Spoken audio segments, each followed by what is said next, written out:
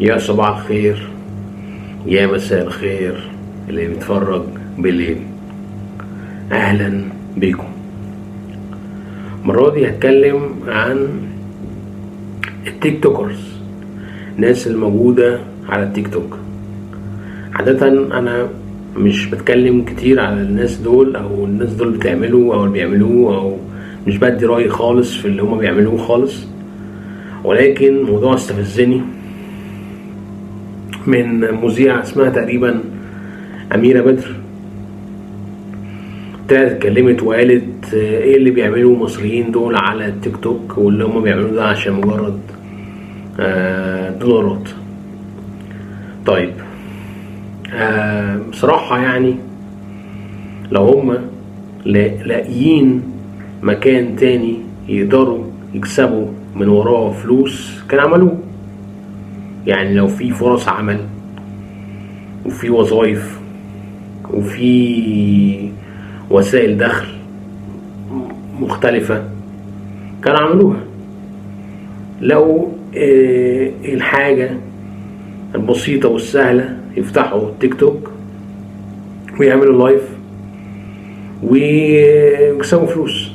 انا بالنسبة لي انا ما اعرفش هما بيعملوا ايه، انا عمري ما دخلت على التيك توك ده خالص ولا عارف هما بيعملوا ايه اساسا، بس انا بسمعوا عنه ان هما بيطلعوا لايف، بيطلعوا يتكلموا، بيطلعوا يعملوا اكل، بيطلعوا يحكوا. معرفش ده اللي انا اعرفه عنهم يعني معرفتي عن الموضوع ده. بس فيعني شايفين ان المصريين ان هم بيعملوه على التيك توك ده حاجة يعني مسيئة، وحاجة مثلا مش كويسة، وحاجة ما ينفعش يعملوها. وفروا لهم فرص عمل يا جماعة. يعني موضوع منتهى البديهي قوي، يعني موضوع مش محتاج دماغ عبقرية. يعني موضوع بسيط وسهل. الناس محتاجة فلوس، ودي حاجة بتوفر لهم فلوس. يعملوا ايه؟ اكيد هيعملوها. يعني لو في حد عنده المقدرة وعنده الهدف وعنده السبيل او الموقف اللي هو قدامه دلوقتي حاجة بتجيب فلوس وحاجة تانية ما بتجيبش، هيروح اللي بتجيب فلوس طبعا. فاهمين قصدي؟ فمتحاولوش ان انتوا تزايدوا على ناس اساسا مطحونة، وناس مضغوط عليهم، وناس يعني الدنيا جاية عليهم، وكمان عايزين بقى ايه؟ لا يعني شكلنا بقى وحش قوي، يعني وحش. لا ما تعملوش على التيك توك حاجة. ما اعرفش يعني الناس عايزة ايه يعني من الناس دول. خلوهم يعملوا التيك توك، يعملوا على التيك توك اللي هم عايزينه، بغض النظر بقى عن ايه الجانب اللي هو التاني اللي هو بتاع البنات اللي هو بيطلعوا عريانين دول. انا ما اعرفش عنه حاجه برضو، بس الموضوع ده انتهى تقريبا لما ايام حنين حسام لما كانت بتطلع وتعمل الحوارات دي. الموضوع ده انتهى خلاص، ما اعرفش عنه حاجه دلوقتي يعني. بس الموضوع بقى مختلف دلوقتي، يعني بقى في يعني هم اللي بيعملوه دلوقتي ان هم بيطلعوا يتكلموا او بيعملوا اكل او يعملوا اي حاجه. ما اعرفش بقى بيعملوا ايه بصراحه، بس انا بقول لكم انا عمري ما اتفرجت على اللايف قبل كده، لايف تيك توك. بس رأيي سيبوا الناس تعمل اللي هي عايزاه، سيبوا الناس تجيب فلوس، سيبوا الناس ممكن امشيها تنجح. يعني سيبوا الناس تعمل اللي هي عايزاه، يعني تجيب فلوس. هي الناس مش بتشحت، ولا الناس مثلا بتتسول ولا بتعمل.